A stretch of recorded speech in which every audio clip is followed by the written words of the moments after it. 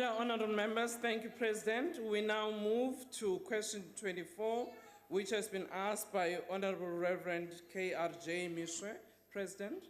Honourable Chair, House Chair, as I indicated in the National Council of Provinces in September, there are no specific conditions that,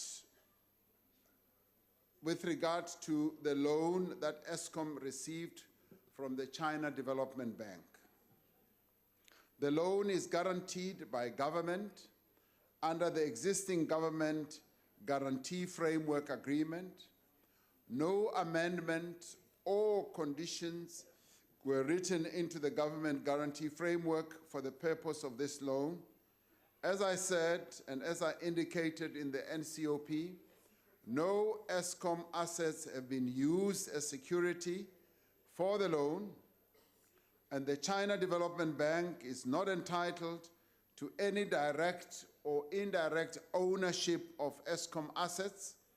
The same conditions that are applicable on all government guarantee facilities are applicable to the China Development Bank facility. I thank you.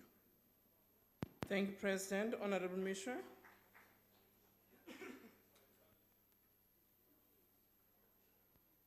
Thank you, President, for that reply. While you have assured the nation, even today, that no Eskom asset was used as guarantee of the loan, what the President did not mention is what would happen if Eskom does fail to observe its obligations and the default on the repayments. Now, my question, Mr. President, is, looking at Eskom's track record, they have failed on a number of occasions. So what will happen if Eskom does default? Will the President assure the nation that not a single South African asset, including land, will be used as an assurance to the Chinese government that if Eskom does fail, it will not be attached? Can we get that assurance that nothing, not only Eskom, but South African assets would be attached if Eskom defaulter on their repayments? Thank you. Thank you, Honourable Member. President. Honourable House Chair, Honourable Meshoe, we are not in the business of entering into agreements and knowing that we will default on those agreements. We abide by the terms of the agreements that we enter into, and Eskom has not failed to live up to the payments that it should live up to when it comes to repaying loans. And we do not intend to have Eskom in the end defaulting on the agreements that it has entered into.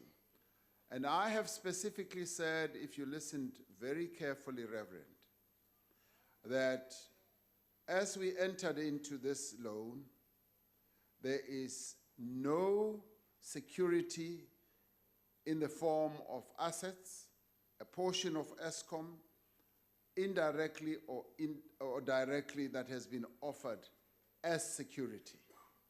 We have not done that. Now, the guarantee that has been given is part of the broad general guarantee framework that we give as we underpin the loan processes that any state-owned enterprise has.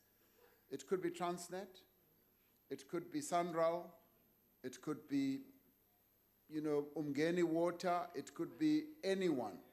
In the end, the government is the one that is the backstop.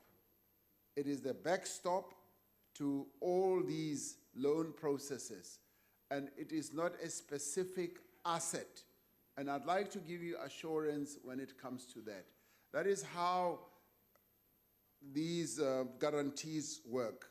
A general government guarantee framework agreement works in that way. It is a broad pot of guarantees that is given by government, because in the end, it is the sovereign, it is the government in the end that is seen as the backstop, and we don't give specific assets.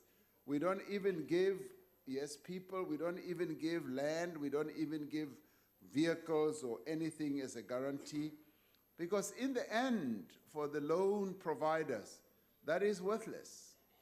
That is worthless. What is more worthy for them is the government guarantee. It is the sovereign guarantee that people place more emphasis on.